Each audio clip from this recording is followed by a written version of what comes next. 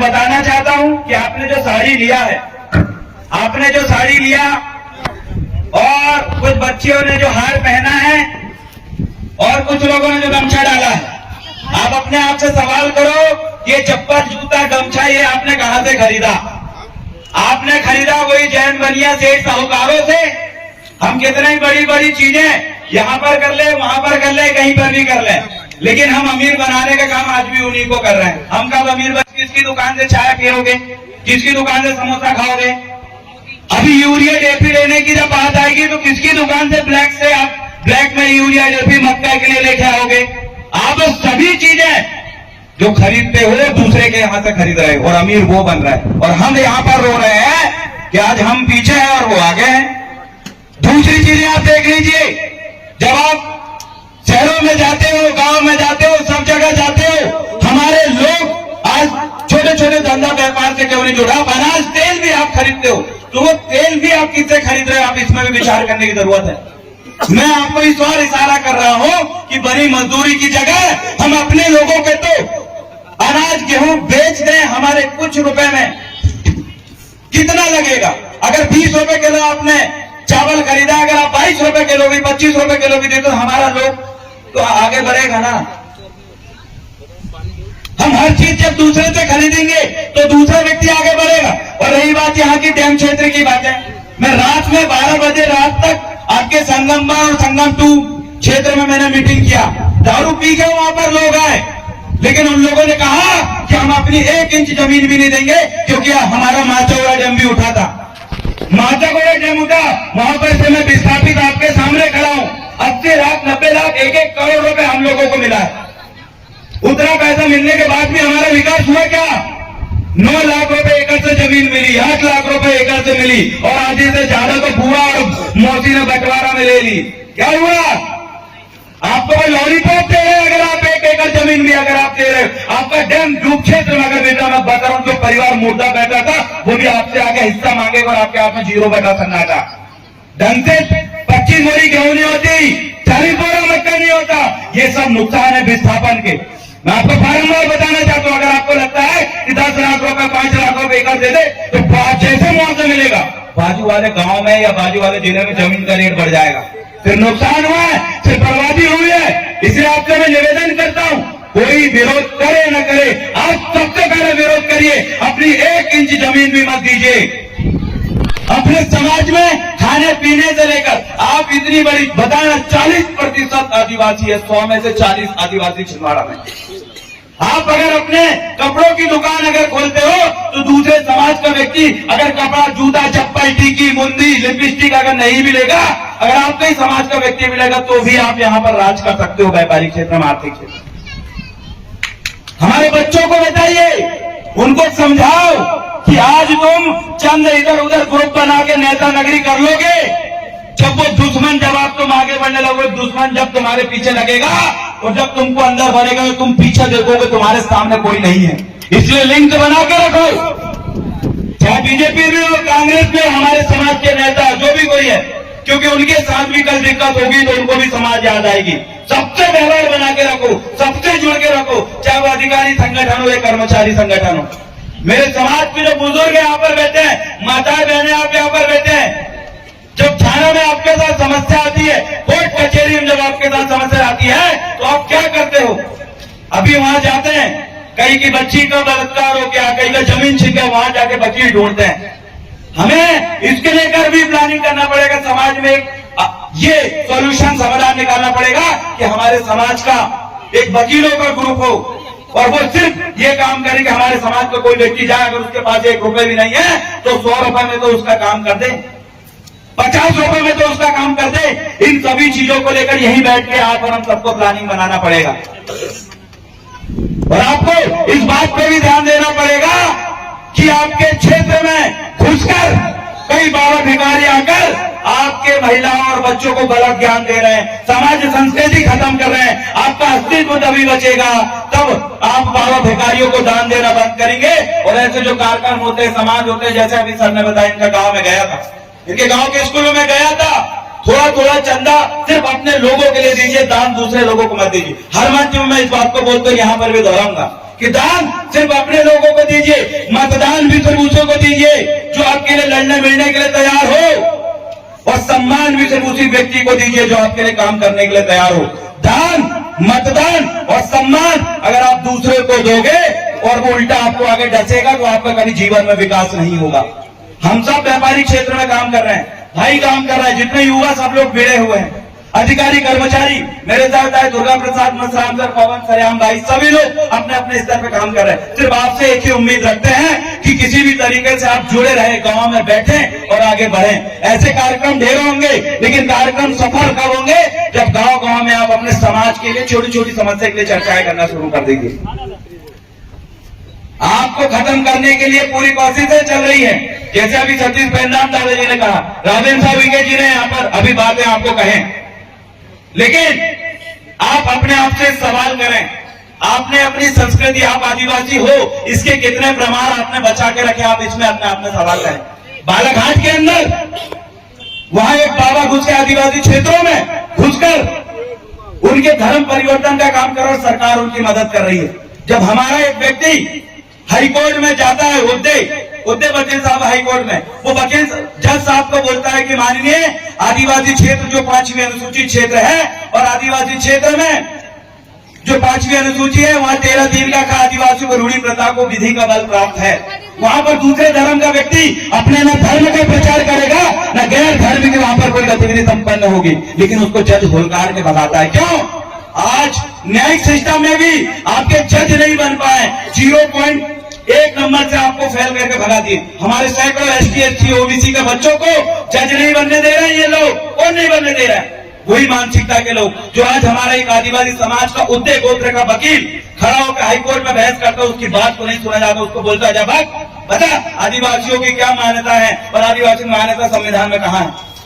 अरे आदिवासियों को स्वशासन का अधिकार दिया हुआ है। जब संविधान नहीं बना था उससे पहले आदिवासियों ने अंग्रेजों से लड़के अपने अधिकार ले लिए थे। वो आदिवासी समाज है जो इस देश का मालिक है, और जो इस देश का मालिक समाज आदिवासी है, तो दूसरे धर्म का राष्ट्र आप कैसे बना लोगे? जिस देश का मालिक आदिवासी है और आप बोलते हैं हम फलाने धर्म का राष्ट्र बनाएंगे। मैं आपको बताना चाहता हूं, आपके लोगों को न्यायपालिका में इसलिए नहीं घुसने दे रहे हैं ताकि आप लोग ऐसी सड़ते रहो, इसलिए 70% आदिवासी आज जेल में है। देश के राष्ट्रपति भी बोले, लेकिन क्या कर पाई?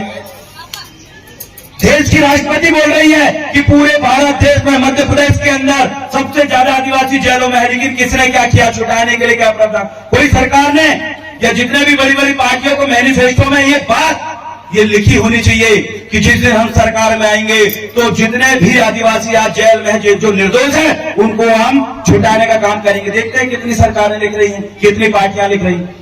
हम ये देखना चाहते हैं। आज बड़े बड़े मंचों से लोग ये बोल देते हैं कि आपकी भाषा को, गौंडी भाषा को 8वीं अनुसूची में शामिल करेंगे और गौंडी भाषा को राज्य भाषा का दर्जा देंगे। बोल दिए, लेकिन किए क्या?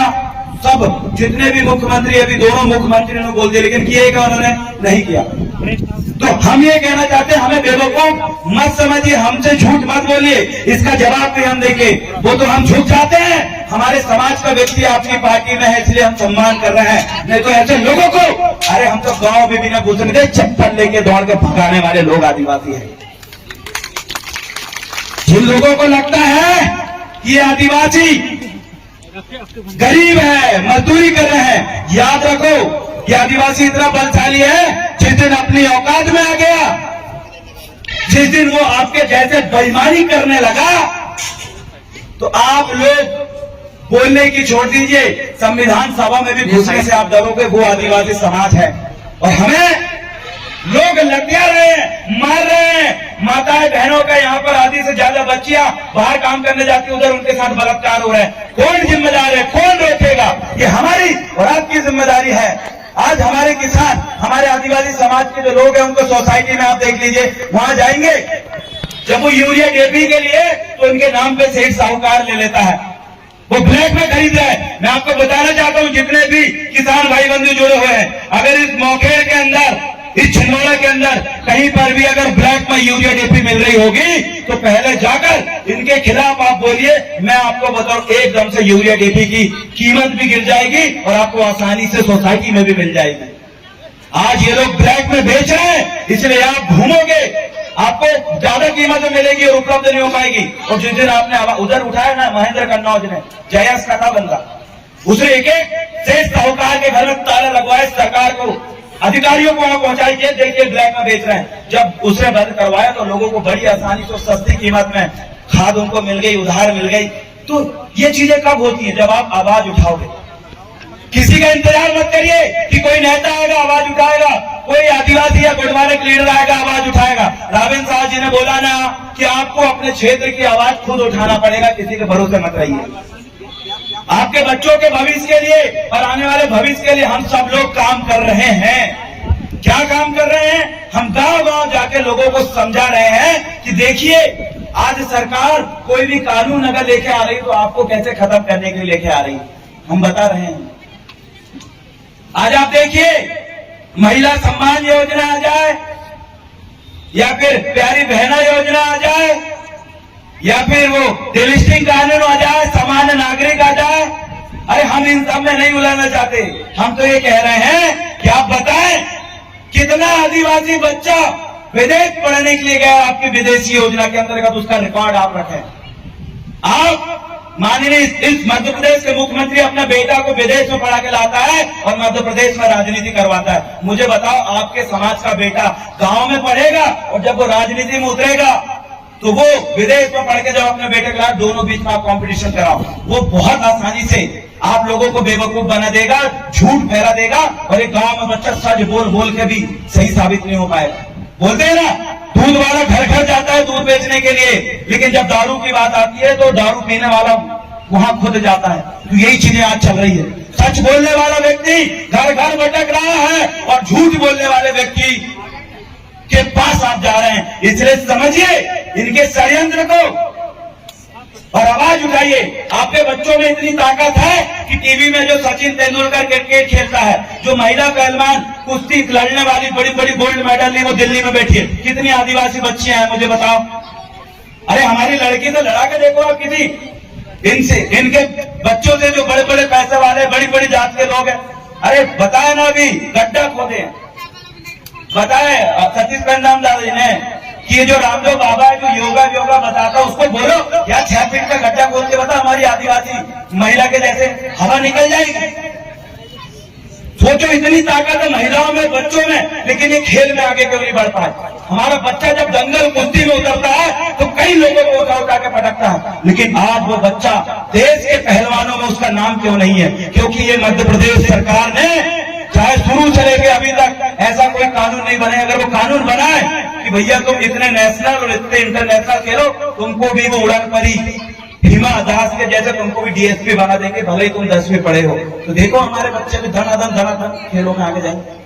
सिर्फ हरियाणा में कानून है, यहाँ किसका वेट कर रहे हैं? क्यों नहीं? अरे मध्य प्रदेश के अंदर 20% आदिवासी भरे हैं, 20% आदिवासी आके मूल मालिक है, 20% से ज्यादा। उनके लिए खेलों को लेकर इतने कानून क्यों नहीं बना? इसलिए नहीं बनाए क्योंकि ये जो नन्हे मुन्ने बच्चे हैं ना, ये नन्हे मुन्ने बच्चे देश विदेश में जाके खेलेंगे और इनको करोड़ों अरबों रुपए जब वहां से सपोर्ट मिलने लगेगा तो ये बच्चे बहुत आगे बढ़ जाएंगे, समाज आगे बढ़ जाएगा। उनको डर है कि तुम कहीं आगे ना बढ़ जाओ।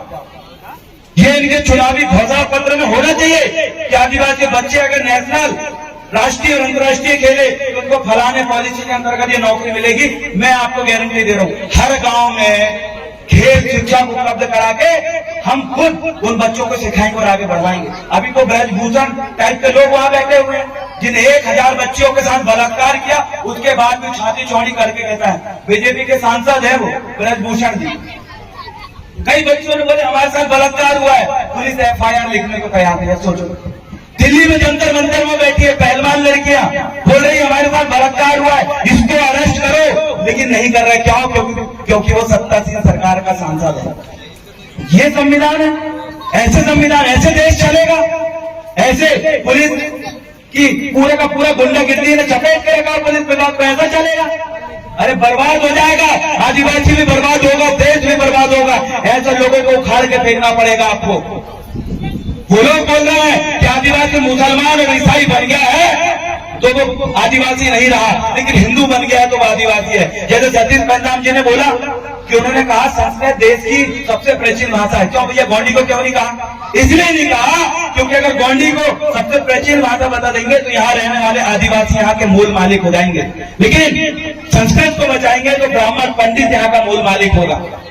तो वही उन्होंने डीलिस्टिंग करके एक फार्मूला लाया और कहा कि हिंदू अगर कोई आदिवासी है तो वो आदिवासी रहेगा, लेकिन क्रिश्चियन और मुसलमान मर्द वो आदिवासी नहीं है। मतलब आपको यहाँ पर भी इन्होंने छल किया, मतलब यहाँ का हर हिंदू व्यक्ति को ये मूल मालिक बनाना चाह रहा है, आदिवासी बनाना चाह रहा है। ये षड्यंत्र आप समझिए। अभी जो वनवासी कल्याण जितनी भी समितियां चल रही है, ऐसी समितियों को आप अपने गांव में मत घुसने दो, क्योंकि इन समितियों का उद्देश्य क्या है आज आपको बताना चाहता हूं। जो नाश्ता कर रहे हैं उनको भी बताना चाहता हूं, जो बैठे उनको भी बताना चाहता हूं। जितनी वनवासी कल्याण नाम से जो समितियां चल रही है, इन समितियों का उद्देश्य है कि आने वाले समय में आदिवासी अपनी पहचान खो दे। अपनी पहचान मतलब उनकी भाषा, उनकी संस्कृति, उनके देवधामी पैर पुरखा, उनका पूरा इतिहास खो दे और आने वाले समय में हम आसानी से कह सके कि यहाँ पर अब कोई आदिवासी नहीं बचा है। ये उद्देश्य ये वनवासी नाम से चलने वाली तमाम संस्थाओं का है। इनका उद्देश्य आपके आने वाले समय में जो पीला गमछा भी आप ना बोल पाओ, जय सेवा भी ना बोल पाओ, ये इनका उद्देश्य है। और अगर आप इनका उद्देश्य और इनकी मंशा को नहीं समझे तो आपके क्षेत्र के बच्चों को उठा के फ्री पढ़ाई दे रहा है। फ्री पढ़ाई, फ्री रहना खाना और VIP बढ़िया पंखा कूलर लगा दे रहे। मत उलझिए उन कूलरों में। वो आने वाले भविष्य को खत्म करने के लिए जो बच्चे हैं, आज से 20 साल बाद यही आने वाले भविष्य है, पहले इनको खत्म करेंगे, क्योंकि इनका जिस दिन माइंड से ये आदिवासियत और बंटवारा निकल जाएगा तो आने वाले समय में वही है कि क्या है बंटवारा, हमें तो पढ़ा है नहीं। आप सोचिए, इनके षड्यंत्र को समझिए। जो उधर एक बाबा बाराघाट में जाकर हमारे लोगों को बोल रहे हैं कि सुनो मेरे वनवासी भाई, अरे आदिवासी हैं हम, कोई तो है, हमारी अपनी मूल पहचान है, कौन होते हो तुम उसको खत्म करने वाले। जब देश की सुप्रीम कोर्ट ने बोल चुकी है कि आदिवासी इस देश का मालिक है, तो क्यों नहीं मान रही यहाँ की सरकार है, क्यों नहीं मान रहे यहाँ के अधिकारी कर्मचारी। और याद रखना, पेशा कानून का झोल झुलूल को भी समझिए। अभी यहाँ पर कुछ गांव के लोगों ने एक प्रस्ताव बनाया, उन्होंने एक बढ़िया मेला करवाया। ये कहाँ का है? बुर्री कला के लड़के जहाँ खंडेरा बाबा, वहाँ मेला भरा। जब मेला भरा तो बढ़िया दुकान से जितनी भी दुकान लगी उन सबसे जो गांव का टैक्स है वो लिए, भाई इतना तुम्हें देना पड़ेगा। लोगों ने 10-20 रुपए दिया और उसका काफी पैसा इकट्ठा हुआ। अब तहसीलदार का ये कहना है कि सुनो बुर्री कला वालों, तुमने जितने भी मेला से टैक्स वसूला है, जो पैसा वसूला है, वो हमारे पास राजस्व में लाके जमा करो। अरे अब भी तो शिवराज सिंह चौहान महोदय ने कहा है कि जितना भी मेले का और इन सारी चीज का जो टैक्स वसूली है वो ग्राम सभा संभालेगी, तो क्यों एटीएम यहाँ पर उंगली कर रहे हैं? इतना परेशान कर दिए, मुझे बताइए। ग्राम सभा के प्रस्ताव को जब उन्होंने कहा कि फलाने क्षेत्र में हम इनको घुसने नहीं देंगे या ये फलानी सभा नहीं होने देंगे, नहीं माना कलेक्टर ने, नहीं माने SDM ने। अरे आप एक तरफ बोलते हो माननीय मुख्यमंत्री जी कि पेशा कानून से हमने तमाम आदिवासियों को उनका पूरा अधिकार दे दिया, और दूसरी तरफ ग्राम सभा का आपने प्रस्ताव क्यों नहीं माना? बालाघाट में जो परसवाड़ा गांव है वो पेशा कानून वाला गांव है, वहां उन्होंने प्रस्ताव बनाया कि यहाँ कोई बागेश्वर धाम वाला बाबा नहीं घुसेगा, क्योंकि यहाँ पूरे के पूरे आदिवासी रहते हैं। तो उस प्रस्ताव को नहीं माना गया। मतलब आपने पेशा कानून के नाम पे फिर आदिवासियों को चूतिया बनाया। आपने बोला कि जो जितने पैसा कानून वाले गांव है वहां के जो जमीन विवाद है, कोई फलाने ठिकाने में जमीन कब्जा करके रखा है, तो आप नजरी नक्शा बना के पूरी की पूरी जमीन का फैसला गांव में कर सकते हो। एक भी फैसला नहीं हुआ कि किसी जमीन तुल्ली क्या? अभी भी तामिया जुन्ना जो कोर्ट में हमारे लोग भटक रहे हैं। अरे जो पैसा कानून था उसके अंतर्गत तो गाँव में फैसला होना था। अरे कर भी लिए हमारे लोगों ने, लेकिन वो तहसीलदार और SDM तो मान ही नहीं रहा। कहीं का पैसा कानून, हर कानून लाके इन लोगों ने सिर्फ आपको झूठिया और बेवकूफ बनाने का काम किया है, भ्रम फैलाने का काम किया, झूठ फैलाने का काम किया। मैं आप तमाम जनता को कहना चाहता हूं, झूठ परोसने वाले लोगों को बिल्कुल अपने क्षेत्र में मत घुसने दो। कब वो झूठ के साथ आपको जहर परोस कर आपको मार डालेंगे, आपको पता भी नहीं चलेगा। मत करो विश्वास। उन्होंने फिर अभी एक कानून लेके आ रहे हैं, सिविल यूनिफॉर्म कोड, समान नागरिक संहिता। इस कानून में लिखा हुआ है कि जितने लोग हैं सबको समान अधिकार, कोई को अलग से अधिकार नहीं। आप बोल रहे हैं हम आदिवासी हैं, यहाँ से हमारा विधायक भी आदिवासी का आरक्षित सीट है। समान नागरिक कानून संहिता आई तो यहाँ कोई आदिवासी विधायक नहीं बने, कोई भी बन जाएगा। सोचो, आपको पता ही नहीं था क्या है यूनिफॉर्म सिविल कोड। आपने बोला ना जो गाँव आदिवासी गाँव है यहाँ पर तो सरपंच आदिवासी बने रही है। जब समान नागरिक आता है कोई आदिवासी सरपंच नहीं बनेगा, वो कोई भी आके बन जाएगा जब पास पैसा हो। जैसे हमने करे ना, अभी उनने 40-45 विधायक को खरीद के अभी माननीय मुख्यमंत्री बने। आपको पता है अभी वर्तमान में मध्य प्रदेश शासन के जो मुख्यमंत्री वो कैसे बने? चुनाव में जीते थे क्या वो?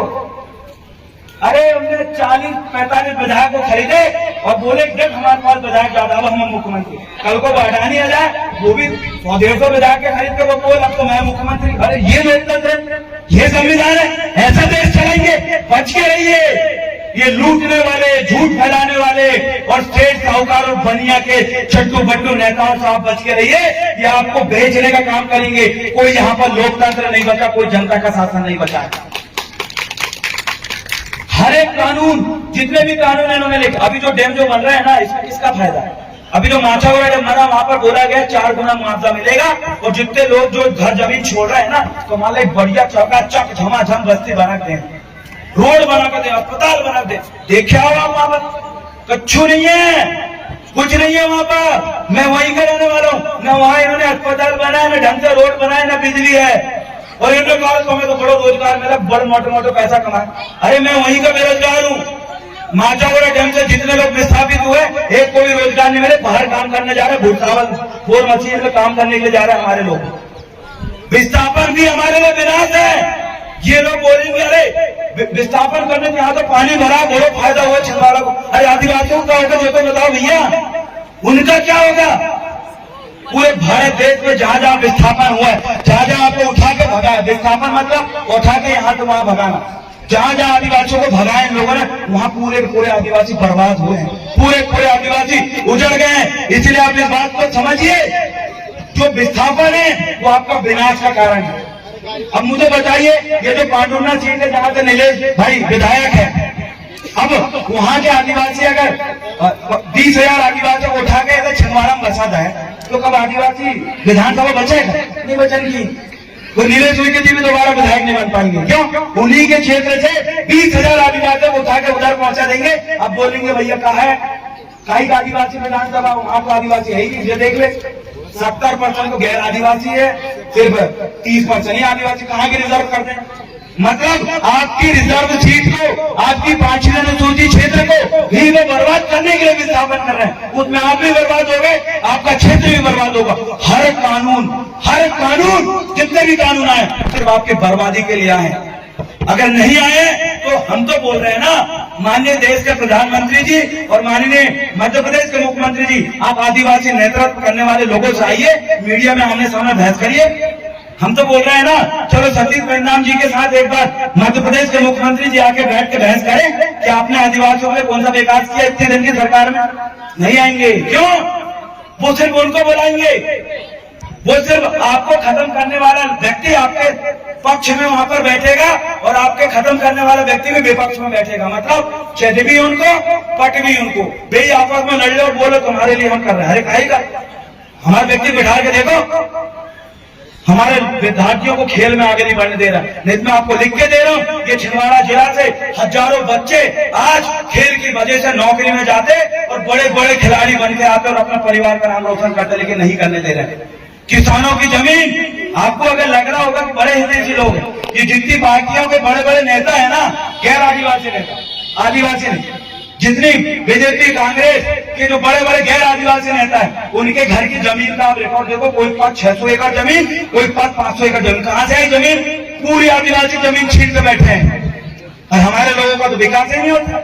अभी बताया ना रामेश्वर जी ने विक्रम आके भाई को बोले हैं कि तुम इतने दिन महापौर हो, 2-4 कंपनी फैक्ट्री खोल लो। काशिक जब महापौर से हट जाओ तो कुछ नहीं रहेगा। हमें इतने तो गर्व हो कि हमारा भाई की 4 फैक्ट्री और हम वहां पर नौकरी करने नहीं जा सकते। इतने तो थोड़ा बहुत हो जाए, इतने लालच पड़ गए कि हमें नौकरी नहीं मिल पा रही। याद रखना, हमारी बहन बेटी दूसरे के यहाँ कपड़े लत्ते की दुकान में काम कर रही है और वो व्यक्ति उनके घर में रख के उनका शारीरिक शोषण कर रहा है। कौन बचाएगा उनको? किराना दुकान में, मेडिकल स्टोर में हमारी बच्चियां काम कर रही है, आदिवासी बेटी काम कर रही है और वो उनके साथ शारीरिक शोषण करता दिन भर में 8-8, 10-10 बार। हम नहीं रोक पा रहे हैं, हम सक्षम नहीं है, हम समझ नहीं पा रहे, हम हार रहे हैं। वहां पर हिम्मत कैसे करें, कैसे रोजगार मिले, हम इस बारे में सोच रहे हैं। आपने अपनी बेटी को अगर छिंदवाड़ा पहुंचाया है तो देखिए कि आपकी बेटी कहां रुक रही है, किसके साथ रुक रही है, कौन से रूम में रुकी है। मोबाइल का कैसे इस्तेमाल कर रही, आपकी जिम्मेदारी है कि आपके लड़का और लड़की मोबाइल का कैसा यूज कर रहे हैं उनके माँ बाप को पता रहना चाहिए। क्योंकि जितना ये मोबाइल ने फायदा पहुंचाया है उससे ज्यादा नुकसान भी पहुंचाया है। मुख्यमंत्री वाली विवाह हुआ ना छिंदवाड़ा में, इधर उधर आप निकाल के देखो, मुख्यमंत्री वाला इधर विवाह करके उधर वो लड़का भाग गया, उधर वो लड़की भाग गई। 100 जोड़े में से लगभग 10-15 ऐसे जोड़े हैं जिनकी शादी तो हो गई लेकिन उधर जाके वो कोई और के साथ भाग गए। कौन जिम्मेदार है भाई? नहीं है ना। आज हर समाज का व्यक्ति ने अपने बच्चों को सुरक्षा गार्ड में या फिर उसमें रख लिया है, हम लोगों ने नहीं रखे। हमें पता ही नहीं हमारा लड़का बच्चे क्या कर रहा है, किसके साथ दारू पी रहे हैं। अरे वकील भी बन जाते हैं ये कोर्टों में, तो वहां पर भी सामने वाला गैर आदिवासी वकील जाकर उनको दारू पिलाकर उनकी वकालत भी खत्म कर देता है। आपको सभी तरफ से बर्बाद कर रहे हैं। अब हमें बस देखना ये है कि कौन हमारे लिए सही बोलता है और जमीन में करता है। इतना ही बस एक आशा उम्मीद है, लेकिन हम हिम्मत नहीं आने वाले। बहुत जल्दी आपके गांव तक भी मैं पहुंचूंगा, आपके साथ बैठ के घर में और ग्राम पंचायत में बंद कमरे में मैं आपके साथ बात करूंगा और जमीन स्तर में हम समाधान निकालेंगे। क्योंकि बात अब मंच में बोलने से नहीं है, अब हमें जमीन को उतारना पड़ेगा। जय श्री राम, जय बड़वाना, जय बड़ादेव। लेकिन इसको और मेरे साथ आप लगाइए, दादा हीरा सिंह मरकाम अमर रहे, दादा मनमोहन साहब बट्टी अमर रहे। क्योंकि हमारे पुरखों ने बहुत लड़े हैं, हम इस बात को जानते हैं। दादा मनमोहन साहब बट्टी दिन रात एक किए, लाख उनके ऊपर आप लांछन लगा दो, लाख गलत हो सकते हैं, लेकिन उनकी मेहनत जो हमने गांव गांव में देखे, उनको एक बोरा के खड्डे में सोते हुए भी हमने देखा है। दादा हीरा सिंह मरकाम की टूटी हुई चप्पल से चलते हुए भी उनको जय सेवा बोलते हमने देखा है। उनकी वो कुर्बानी, उनकी वो मेहनत, उनको हम ऐसे ही नहीं छोड़ेंगे, ऐसा ही नहीं बोलेंगे तो हमारे दिल में बसे। लगा सकते हैं बहुत सारे लांछन, बहुत सारे सवाल खड़े हो सकते हैं, लेकिन हम अच्छाई देखेंगे और ऐसे महान पुरखों, ऐसे महान लिंगोवासियों को हम नमन करेंगे और आगे बढ़ते जाएंगे। इतने कहकर मैं अपना स्थान यहीं पर विराम देता हूँ और बहुत बहुत धन्यवाद करता हूँ। मेरे साथ आए भाई कैमरामैन देवेंद्र भाई का, दुर्गा प्रसाद मसराम जी का, भाई पवन साह सरियाम जी का, और भी साथी जो यहाँ पर अतिथि बन के आए हैं, उन तमाम को भी धन्यवाद। क्योंकि आप लोग साथ हैं तो आज एक मंच में हम समाज की बात कर पा रहे हैं। नहीं तो आने वाले समय में ऐसा समय आने वाला है कि आप मंच से और डीजे में ये भी नहीं बोल पाओगे कि जय आदिवासी, क्योंकि वहां पर भी आपको रोकने और टोकने के लिए प्लानिंग बनी है।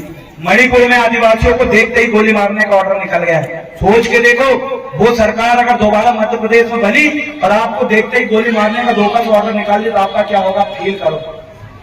कितने लोगों ने मणिपुर में जिन आदिवासियों को गोली लगातार मारा जा रहा है, कितना मध्य प्रदेश में आंदोलन हुआ, नहीं हुआ, क्योंकि अब एक नहीं है। छत्तीसगढ़ में आदिवासी जो कि मजदूरी करने जा रहे हैं उसके पीछे भी गनमैन चल रहा है। मतलब वो भी खुला जंगल में रहने के बाद भी उसके पीछे पूरा का पूरा कटघरे में है। पुलिस वाले, सीआरपीएफ आर्मी के जवान उनके पीछे बंदूक लेकर घूम रहे। ये स्थिति आज आदिवासियों की है।